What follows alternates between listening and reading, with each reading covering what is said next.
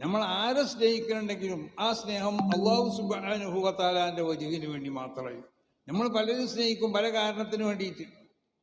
ചിലപ്പോൾ അവനിൽ നിന്ന് വല്ല കാര്യങ്ങൾ ലഭിക്കപ്പെടാനായിരിക്കും, അല്ലെങ്കിൽ അവൻ്റെ സന്തോഷം പിടിച്ചു പറ്റാനായിരിക്കും. ഈ നിലക്കുള്ള സ്നേഹം, ആ സ്നേഹമാണെങ്കിൽ അന്നിൽക്ക് ഒരാളെ സ്നേഹിക്കുന്ന ഒരുത്തരെ സംബന്ധിച്ചിടത്തോളം അവൻ്റെ വിശുദ്ധമാവുന്ന ഈമാൻ, ആ ഈമാൻ്റെ മാധുര്യം അവനിൽ ഇല്ല എന്നുള്ളത് മനസ്സിലാക്കും. ഈമാന്റെ യഥാർത്ഥ മാധുര്യം ഒരാളിൽ ഉണ്ടായിട്ടുണ്ടെങ്കിൽ അതിൻ്റെ അടയാളം എന്താ? അവൻ ഈ ലോകത്തുള്ളതായ ആരെയും അവൻ സ്നേഹിക്കും. ആ സ്നേഹിക്കുന്നത് അല്ലാഹു സുബ്ഹാനഹു വ തആലാന്റെ വജ്ഹിന് വേണ്ടി മാത്രമായിരിക്കും. അപ്പം അള്ളാഹുവിൻ്റെ വജ്ഹിന് വേണ്ടി മറ്റൊരുത്തരെ സ്നേഹിക്കാനുള്ള ഒരു മനസ്സ് നമുക്ക് ഉണ്ടായി തീർന്നാൽ അപ്പം നമ്മളെ പറ്റി മനസ്സിലാക്കാം. വജദ ഹലാവത്തൽ ഈമാൻ, ഈമാൻ്റെ ആ മാധുര്യം അവൻ എന്തായിട്ടുണ്ട്, ആസ്വദിച്ചിട്ടുണ്ട്. അപ്പം ഈമാൻ്റെ ആ മാധുര്യം ആസ്വദിച്ച് അല്ലാഹു സുബ്ഹാനഹു വ തആലാനെയും അള്ളാഹു റസൂലിനെയും സ്നേഹിക്കുക. അതെങ്ങനെ സ്നേഹിക്കുക? അള്ളാഹുവിൻ്റെ റസൂലിലേക്ക് പൂർണ്ണമായും കൊണ്ട് നമ്മൾ വഴിപ്പെടുക. അങ്ങനെ വഴിപ്പെട്ട് കഴിഞ്ഞാൽ ആ വഴിപ്പ് അള്ളാഹുവിനോടുള്ള മഹബത്തുകൾക്ക് ഉണ്ടായിത്തീരും. ആ മഹബത്ത് ഉണ്ടായി തീർന്നാൽ അള്ളാഹു സുബ്ഹാനഹു വ തആല അള്ളാഹുവിൻ്റെ ഹബീബായിട്ട് നമ്മളെയും എന്താവും? അള്ളാഹു കാണും. അള്ളാഹുവിൻ്റെ ഹബീബായി കൊണ്ട് അള്ളാഹു നമ്മളെ കണക്കിലെടുത്തു കഴിഞ്ഞാൽ പിന്നെ അവനെ സംബന്ധിച്ചിടത്തോളം ഈ ലോകത്ത് മറ്റൊരു സംഗതിനും അവൻ പേടിക്കേണ്ട ആവശ്യമില്ല, മറ്റൊരു വസ്തുവിനും അവൻ പേടിക്കേണ്ട ആവശ്യമില്ല. മൻ ഖാഫല്ലാഹ ഖാഫഹു കുല്ലു ഷൈ വമൻ അതാ അല്ലാഹ അതാഅഹു കുല്ലു ഷൈ. അള്ളാഹുവിനെ പേടിച്ചോ എല്ലാ വസ്തുക്കളും അവനെ പേടിക്കും. അള്ളാഹുവിനേക്ക് വഴിപ്പെട്ടോ എല്ലാ വസ്തുക്കളും അവന് വഴിപ്പെടും ചെയ്യുന്ന മഹാനാവുന്ന സഈദ് ബിൻ ജുബൈർ തങ്ങൾ മൂപ്പരെ കൊല്ലാൻ വേണ്ടി ഹജ്ജാജ് ബിൻ യൂസുഫ് എന്ന് പറഞ്ഞ ഭരണാധികാരി വിധിച്ചു. ഹജ്ജാജ് ബിൻ യൂസുഫിനെ പറ്റി നമുക്കറിയാം, അദ്ദേഹം വളരെ മോശമായ ഭരണാധികാരിയായിരുന്നു. അദ്ദേഹത്തിൻ്റെ നന്മകൾ അദ്ദേഹത്തിൻ്റെ തിന്മയുടെ സമുദ്രത്തിൽ എന്താവും മുങ്ങിപ്പോകുന്ന ചരിത്രകാരന്മാർ മൂപ്പരെ പറ്റി രേഖപ്പെടുത്തി. അത്രമാത്രം തിന്മകൾ ചെയ്ത മഹാന്മാരാവുന്ന പല പണ്ഡിതന്മാരെയും കൊന്നൊടുക്കി, മഹാന്മാരാവുന്ന പല സാദാത്തുക്കളെയും കൊന്നൊടുക്കി. വളരെ മോശമായ ഭരണമായിരുന്നു ഹജ്ജാജ് ബിൻ യൂസുഫിൻ്റെ ഭരണം. മഹാനാവുന്ന അബ്ദുല്ലാഹി ബിൻ ഉമർ തങ്ങൾ തന്നെ ഒരവസരത്തിൽ ഈ ഹജ്ജാജ് ബിൻ യൂസുഫ് ഹജ്ജിന് വന്ന സമയത്ത്, അബ്ദുല്ലാഹി ബിൻ ഉമർ തങ്ങൾ എന്ന് പറഞ്ഞാൽ വലിയ പണ്ഡിതനായിരുന്നു, ഉമർ റളിയല്ലാഹു അൻഹുവിൻ്റെ മകനായിരുന്നു, മുത്തബി യൂസുഫിൻ്റെ പേരിൽ അറിയപ്പെട്ട വലിയ മഹാനാണ്.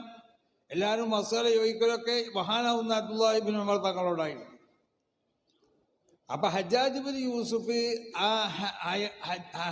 ഹജ്ജിന് വന്ന സമയത്ത് അദ്ദേഹം ഒരു വിജ്ഞാപനം നടത്തി. ഹജ്ജിന് വരുന്ന ആളുകളൊക്കെ ആയുധം ചുമന്ന് വരണം. മഹാനാവുന്ന അബ്ദുല്ലാഹി ബിൻ ഉമർ തങ്ങൾ പള്ളിയിലെത്തിയപ്പോൾ ഒരവസരത്തിൽ പള്ളിയിൽ ഒരു ആയുധം, ഒരു വാളോ അല്ലെങ്കിൽ കുന്തോ പോലത്തെ സാധനം മൂപ്പരെ കാൽമ തട്ടി. മൂപ്പരെ കാലിന് മുറിയായി. അപ്പം അബ്ദുല്ലാഹി ബിൻ ഉമർ തങ്ങൾ കുറച്ച് ദിവസം മൂപ്പർക്ക് പള്ളിയിലേക്ക് വരാൻ കഴിഞ്ഞില്ല. അപ്പം ഹജ്ജാജ് ബിൻ യൂസുഫ് പറഞ്ഞു, മഹാനാവുന്ന അബ്ദുല്ലാഹി ബിൻ ഉമർ തങ്ങൾ എന്തോ ഒരു മുറിവ് പറ്റിയിട്ട്, എന്തോ പള്ളിയിൽ കൊണ്ടുവരപ്പെട്ട ഒരു ആയുധത്തിൽ നിന്ന് ഒരു മുറിവുണ്ടായിട്ട് മൂപ്പര് വീട്ടിൽ വിശ്രമിക്കണം. അപ്പം ഹജ്ജാജ് ബിൻ യൂസുഫ് മൂപ്പരെ കാണാൻ ചെന്നപ്പോൾ ഹജ്ജാജ് ബിൻ യൂസുഫ് ചോദിച്ചു, നിങ്ങൾക്ക് എങ്ങനെ ഈ മുറി പറ്റിയെന്ന് ചോദിച്ചു. അപ്പോൾ മഹാനാവുന്ന അബ്ദുല്ലാഹി ബിൻ ഉമർ പറഞ്ഞ മറുപടി എന്താണെന്നറിയോ? എങ്ങനെയുടെ മുറി പറ്റാതിരിക്കുക? ആയുധം കൊണ്ടുവരാൻ പറ്റാത്ത സമയത്ത് ആയുധം കൊണ്ടുവരാൻ നീ കൽപ്പിച്ചില്ലേ? അപ്പം ആയുധം കൊണ്ടുവരാൻ പറ്റാത്ത സമയത്ത് ആരാണോ ആയുധം കൊണ്ടുവരാൻ കൽപ്പിച്ചത് അവനാണ് എനിക്ക് മുറിയാക്കിയത് എന്നാണ് പറഞ്ഞത്. അതായത് ഇയ്യനാണ് ഈ മുറിയാക്കിയതിൻ്റെ ഉത്തരവാദി എന്ന് ഹജ്ജാജ് ബിൻ യൂസുഫിനോട് മഹാനാവുന്ന അബ്ദുല്ലാഹി ബിൻ ഉമർ തങ്ങൾ പറഞ്ഞു. അപ്പം അങ്ങനത്തെ ഈ ഹജ്ജാജ് ബിൻ യൂസുഫിൻ്റെ ഭരണത്തിനെ എതിർത്തിരുന്ന് ആരെയും വധിക്കണം അല്ലെങ്കിൽ അവരെ ഉപദ്രവിക്കണം എന്നൊക്കെയായിരുന്നു അയാളെ തീരുമാനം. അപ്പം സഈദ് ബിൻ ജുബൈർ തങ്ങൾ മൂപ്പരെ ഭരണത്തിനെ എതിർത്തുകൊണ്ട് പ്രസംഗിച്ചപ്പോൾ സഈദ് ബിൻ ജുബൈർ തങ്ങളെ വധിക്കണമെന്ന് ഹജ്ജാജ് ബിൻ യൂസുഫ് വിജ്ഞാപനം ഇറക്കി. അപ്പോൾ അവർ 8 അംഗ സംഘത്തിനെ സഈദ് ബിൻ ജുബൈർ തങ്ങളെ പിടിച്ചുകൊണ്ടുവരാൻ വേണ്ടിയിട്ട് പറഞ്ഞയച്ചു ഹജ്ജാജ് ബിൻ യൂസുഫ്. അപ്പോൾ ഈ 8 അംഗ സംഘത്തിനോട് പറഞ്ഞു, നിങ്ങൾ അവനെ പിടിച്ചു കൊടുത്തിട്ടില്ലെങ്കിൽ എൻ്റെ ഭാര്യ മുത്തല്ലഖത്താണ്. അതായത് നിങ്ങൾ സഈദ് ബിൻ ജുബൈറിനെ പിടിക്കാതെ വന്നിക്കുകയാണെങ്കിൽ എൻ്റെ ഭാര്യ തൊലാഖ് എല്ലപ്പെട്ടവളാണ്. അപ്പോൾ ഇവർക്ക് പേടിയായി. കാരണം നമ്മൾ ഈ സഈദ് ബിൻ ജുബൈർ തങ്ങളെ പിടിച്ചു കൊടുത്തിട്ടില്ല എന്ന് നോക്കുക, എന്നാൽ രാജാവിൻ്റെ ഭാര്യ തൊലാഖ് എല്ലപ്പെട്ടവളാവുമല്ലോ. അത് ഭയങ്കര വിഷയമായി മാറുമല്ലോ. കാരണം അയാൾ അങ്ങനെയുള്ള പറഞ്ഞിട്ടുണ്ടത്, നിങ്ങൾ അവനെ പിടിച്ചു കൊടുത്തില്ലെങ്കിൽ എൻ്റെ ഭാര്യ തൊലാക്കെല്ലാം പെട്ടപ്പോളാം, എന്നാൽ പിന്നെ പിടിച്ചു കൊടുത്തില്ലെങ്കിൽ ഭാര്യ തൊലാക്കെല്ലാം പെട്ടപ്പോളാവും. അപ്പോൾ പിടിക്കാൻ വേണ്ടി ഇവരെന്തായി നാല് ഭാഗത്തേക്ക് ഓടാൻ തുടങ്ങി. അവസാനം ഒരു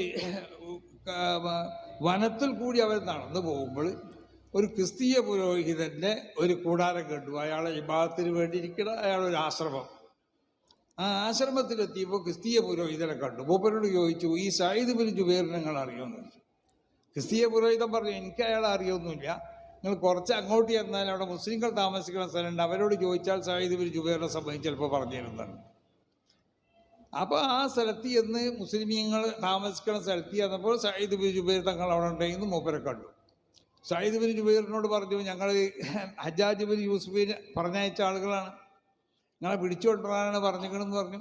മൂപ്പര് പറഞ്ഞു ഞാൻ പോരാന്ന് പറഞ്ഞു. അവരൊക്കെ ഇവിടെ പോയി.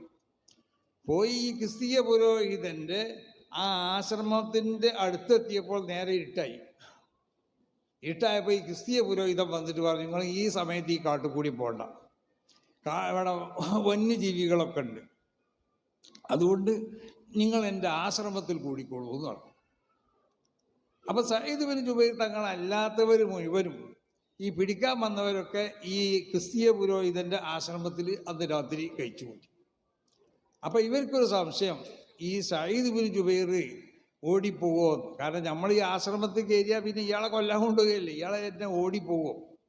അപ്പോൾ സയ്യിദ് ബിൻ ജുബൈറിൻ്റെ ഇവരിങ്ങനെ മനസ്സിൽ വിചാരിച്ചപ്പോൾ തന്നെ സയ്യിദ് ബിൻ ജുബൈർ അവരെ വിളിച്ചു. അവരോട് പറഞ്ഞു, ഞാൻ ഓടിപ്പോകുന്നില്ല, ഞാൻ ഇവിടെ ഉണ്ടാവും, നിങ്ങൾ ഓടിപ്പോയില്ലെങ്കിൽ വല്ല വന്യമൃഗങ്ങൾ വന്ന് നിങ്ങൾ തിന്നുന്നു, അതും ഉണ്ടാവില്ല എന്ന് പറഞ്ഞു. അങ്ങനെ ഈ ക്രിസ്തീയ പുരോഹിതനും പറഞ്ഞു, വല്ല വന്യമൃഗങ്ങൾ വന്ന് അയാളെ തിന്നും, അയാളെ തിന്നുകയാണെങ്കിൽ പിന്നെ ഇയാളങ്ങൾക്ക് ഹജ്ജാജിനെ പിടിച്ചുകൊണ്ടാകാൻ കഴിയൂല, അപ്പം ഇയാളെ ഇല്ലാതെ നിങ്ങൾ ചെന്നാൽ ഹജ്ജാജിൻ്റെ ഭാര്യ തൊലാക്ക് എല്ലപ്പെട്ടവളാവും, അത് വലിയ വിഷയമാവുമല്ലോ. അങ്ങനെ രാത്രി ബഹാനാവുന്ന സയ്യിദ് ബിൻ ജുബൈർ ആ ക്രിസ്തീയ പുരോഹിതൻ്റെ ആശ്രമത്തിൻ്റെ മുറ്റത്ത് ഇബാദത്തിലായിക്കൊണ്ട് കൂടി. നേരം വെളുത്ത് എണീച്ചു നോക്കുമ്പോൾ ഇവർ കാണുന്നത് എന്താണെന്നറിയോ? ആ കാട്ടിലുള്ള വന്യമൃഗങ്ങളെ രാജാവാവുന്ന സിംഹങ്ങൾ സയ്യിദ് ബിൻ ജുബൈർ തങ്ങളെ ചുറ്റും വന്ന് കാവലിക്കണം.